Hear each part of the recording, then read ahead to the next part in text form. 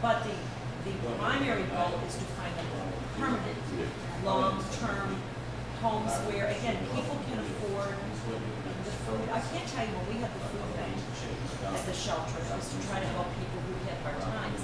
I can't tell you how many people would come to the shelter because they needed food. They needed us to help them feed their animals so they could keep them. And then they'd go over and they'd look at the kennels and, oh, I want to find out about adopting that dog. Well, wait a minute. Yeah, really. You came here because you can't afford right now to take care of who you have, and now you want to take on another responsibility. A pet is a responsibility, and that's what we're always, our education program with children. They are a joy. They give us happiness we just can't get anywhere else in our lives. But we have a responsibility to them, to give them the proper care. You don't have to be rich, but you got to be able to afford food. You need to be able to afford their annual shots. If they get sick, you want to be able to go to the vet and find out what's wrong and take care of it. And unfortunately, there's an expense involved in that. I have a question for you, Joanne. Do you have some kind of rule that if the homeowner has other animals and one of them hasn't been spayed and neutered, that they will not let them adopt into that household? No, we don't, because we want everyone to spay and neuter. And, you know, this is one of those topics you could have a heated debate for months, because there are people who are totally and completely anti-breeder. There are people who are pro-breeder but anti-puppy mill. For us, if it is a loving home, as long as every animal we send out is spayed and neutered, now absolutely we try to convince them to spay and neuter. But if we make sure the animals we send out are spayed and neutered, the home is a loving, pet-friendly environment. We don't feel we can deny an animal the opportunity to have a good home. We know that animal is not going to breed anymore because we have a waiting list for every kennel, for every place we have for an animal. There's a waiting list of another animal that could possibly be euthanized. And our goal is to rescue as many as we can responsibly. Like I said, we will counsel people about spaying and neutering. But sometimes, one, there are animals. We've had to sign documents with adopters. Sometimes there's a reason the animal cannot physically undergo the surgery of spay and neuter. Well, we're not going to have an animal euthanized because the vet says we can't do this.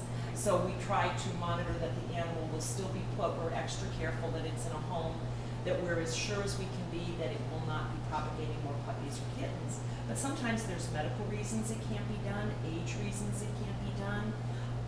And you do have people who are, at the risk of offending some of our listeners, responsible breeders.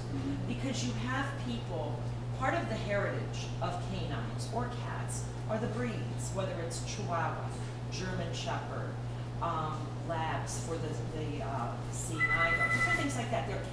I don't believe in destroying the heritage of specific breed dogs. I think that's part of the gift they give us. But I do believe in responsible breeding, controlled breeding, that you're not breeding animals just for money, whether there's enough homes out there for them or not. And so if you get somebody who is a responsible breeder, maybe they breed their dog once a year, and they have Labrador Retriever puppies, that there is a demand, and they can give a mixed breed dog as good a home as they're giving their purebred dog. I don't think that we really, it should be up to us to say to somebody, no, you can't give an animal a good home. My goal is a good home. And that the animal, when it's released from us, is spayed and neutered. And then again, counsel people we had a lost and found last week. Somebody brought us the dog, it was a male, he was not neutered, sweet, sweet dog, wandered off. We were able to reunite him with his owners the next day, and one of the very first things I talked to them about was neutering the dog. Well, the dog is purebred, and they want to breed the dog. Now, I did my best to talk to them about spay and neuter, but we're not a law enforcement agency. There is a limit to our authority, so all I can do is influence as best I possibly can and hope enough people listen. Right. You know, I've heard some agencies, matter of fact, my wife periodically, she likes to rescue, really animals that really they're like a death row or something. And they'll actually deny you. We have a little 2-year-old Jack Russell that she swears she wants another, just like him, And that's the only reason we keep him the way he is. She wants another one just like I got a him. question for you. Sure. What happens if you breed the dog and not one of the puppies is just like him? Oh man, she loves big things. If I took that dog home right now, he'd have the best he'd ever like a ride. Okay. You know? The reason I ask that is that is one of the problems that you come up with in breeding. When people start breeding for a very specific outcome and they don't get it, then another litter and another litter, and what happens to all these other puppies while you're waiting to get I that understand. perfect He puppy? was 2 years old and we've never done it.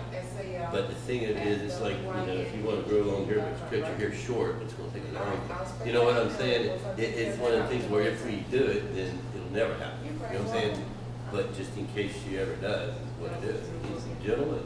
That's temperament. Go to a sperm bank, Nicest- freeze a little doggy sperm. And that might work too. And if he roamed, or if he got out, or if he was mean, or if he was anything other than the beautiful little guy that he is, I'd be looking at him like, I believe it.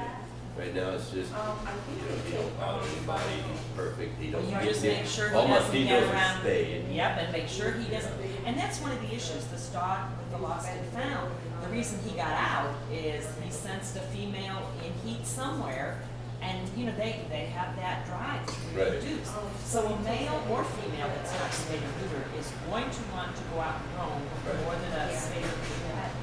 The other issue is the majority of illnesses and cancers that animals get are in the reproductive system. So a spayed or neutered animal, you're not going to breed them. A spayed or neutered animal has a longer lifespan, a healthier lifespan, you avoid some of those medical issues, and will not be quite as driven. Right. I mean, some dogs just want to get out, that's their Right. nature, but they won't be as driven as when that kicks in and they're looking for somebody to create a litter with. I understand what you're saying. I used to have chow dogs. Boy, they would eat through the garage door. I mean, they were just, But this little guy doesn't. I may have went over it with you. We spent a lot of money on our fencing. We have that no crime, and they can't get in. Nothing can get out. They don't dig, so it's never been a problem. We live near an RV park, and they walk the dogs up and down the road. And then all my dogs are on the inside of the fence. And they all do that. The spayed with the neutered. With Oh, all yeah, of them. you see a stranger near your Yeah. fence, you better believe it, The you're on Chihuahuas are guard. on the fence now. I mean, but Yeah. yeah. Long story short was that she's looked into some rescue dogs that were really desperately wanted to get them adopted, and they refused her because of the fact that we did have the and I was thinking that's kind of just crazy. I mean, you'd rather see the dog, not go to a home. Well, and again, Seems- every different agency has different policies. Our philosophy is, you find the agency that works for you, whether you're a volunteer or a donor, or you want to work, you find a place that your philosophy matches theirs. For us, one of our philosophies is we never criticize another organization and their policies. If they're rescuing animals, they deserve our respect. Right. But everybody is different, and just for us,